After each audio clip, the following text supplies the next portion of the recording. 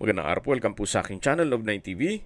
Patalasasan po, meron po ba kayong mga properties na napapabayaan or non-performing assets?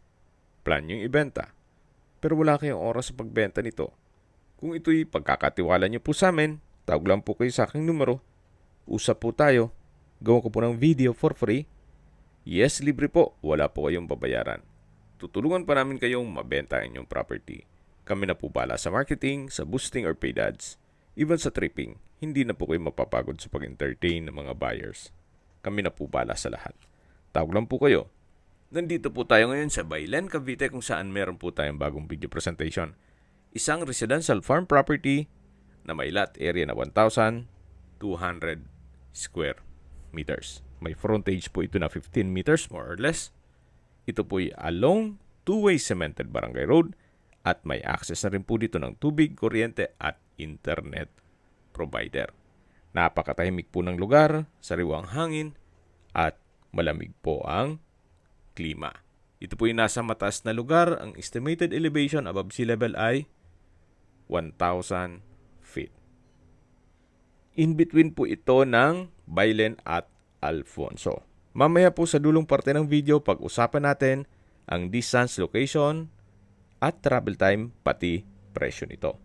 Dito po sa loob ng property ay marami pong mga fruit-bearing trees, gaya ng langka, saging, mangga, rambutan, durian, santol, lansones, abukado, nyog, guyabano, at marami pa pong iba.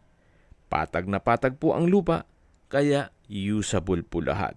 Wala pong masasayang. Napaganda po nito para sa inyong retirement at sakto lang po ang ganitong sukat ng lupa para less maintenance. At hindi nyo na po kailangang magtanim, gawa ng marami na rin pong mga fruit-bearing trees. Kaya kung hanap nyo po yung isang property na malayo sa syudad at walang polusyon, gawa ng sariwa po ang hangin dito, ito na po yung hinahanap nyo. Yan po yung langka, namumunga na. So mataba pa po ang lupa dito. Kaya kung sakali man magtanim kayo ng mga organic na vegetables para healthy living, well, baka i-considera nyo po itong property na to. So hanggang dun po sa dulo. Kaya malaki na rin po ang ganitong sukat ng lupa na 1,200 square meters. At habang naglilibot po tayo at pinagmamasdan nyo po itong kapaligiran, pag-usapan natin ang distance, location at travel time. Mula po sa highway, ang distance is 1.1 kilometers at ang travel time is 3 minutes. Napakalapit lang po nito sa highway, kaya accessible din po ng public transportation. Mula naman po sa bayan ng Baylen, ang distance is 5.7 kilometers at ang travel time is 12 minutes. At mula naman po sa bayan ng Alfonso, ang distance is 5.3 kilometers at ang travel time is 12 minutes. Yan po yung tinutukoy ko kanina na in between ito ng dalawang bayan, ng Baylen at Alfonso. At sa Alfonso naman po ay kompleto na rin gaya ng public market, groceries, convenience store, remittance center, banks, schools, church at hospital.